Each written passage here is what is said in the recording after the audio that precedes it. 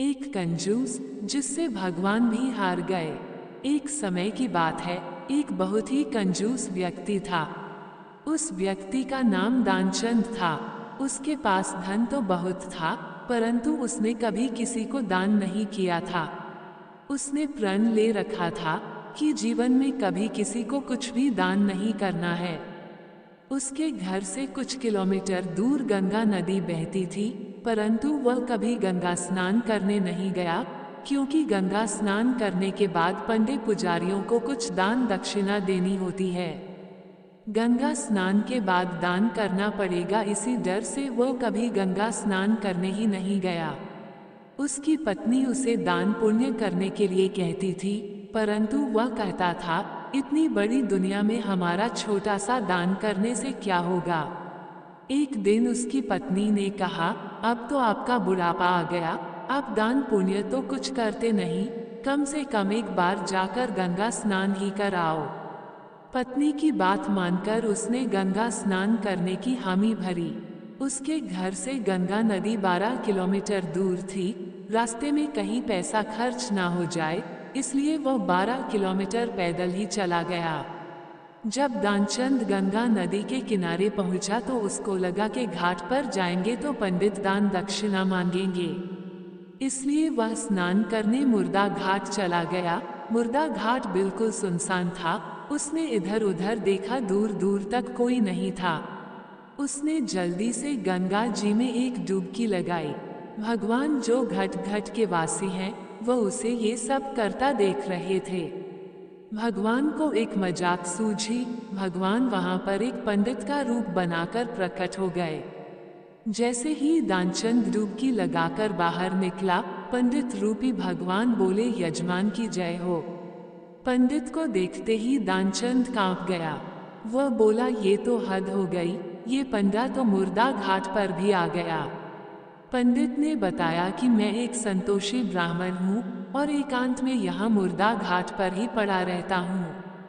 यहाँ पर कभी कभी आपके जैसा कोई यजमान आ जाता है और मेरा साल भर का इंतजाम इकट्ठे ही कर देता है। आज आप आए हैं, आपको मेरा 1 वर्ष का इंतजाम करना है।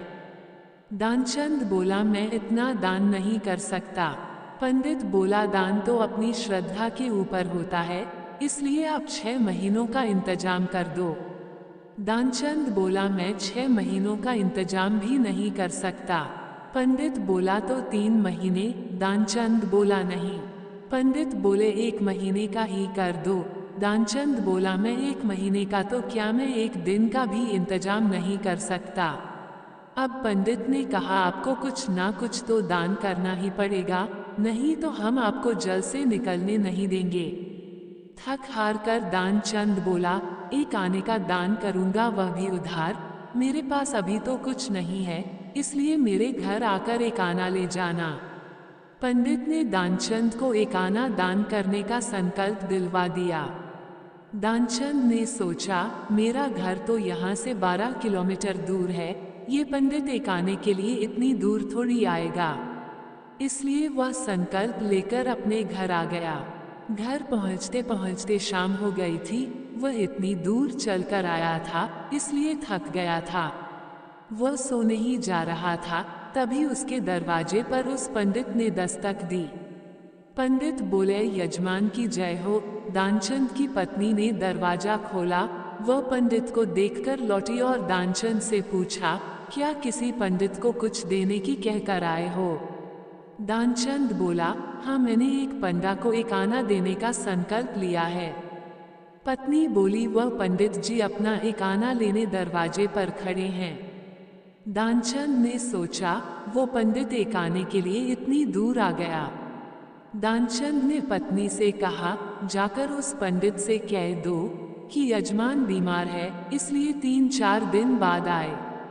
पत्नी बोली, 1 आने की ही तो बात है, दे क्यों नहीं देते। दानचंद बोला, मैं किसी को कुछ नहीं देने वाला, जाकर उससे कह दो कि यजमान बीमार है, इसलिए कुछ दिन बाद आए। पत्नी ने दुखी जैसा मुंह बनाया और पंडित से बोली, महाराज, मेरे पति आज इतनी दूर पैदल चलकर गए थे, इसलिए वे बहुत थक गए हैं, और बीमार है, इसलिए आप 3-4 दिन बाद आना। पंडित बोला, धन मिले या ना मिले, लेकिन वे हमारे यजमान है।